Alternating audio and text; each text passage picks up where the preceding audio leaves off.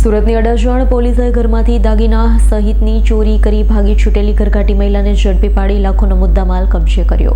Adajan police મથકનો staff પેટ્રોલિંગમાં હતો ત્યારે બાતમીના આધારે અડાજણ પોલીસ મથકમાં નોંધાયેલા નોકર ચોરીના ગુનામાં નાસ્તી ફરતી મહિલા મૂળ અડાજણ એસએમસી આવાસમાં રહેતી આશાબેન સુનિલભાઈ ગવાર ગુરુને ઝડપી પાડી છે।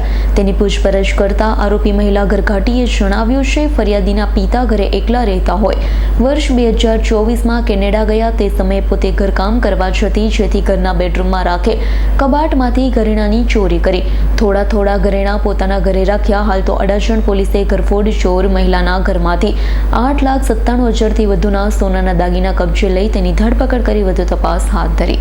Bureau report S9 news Surat.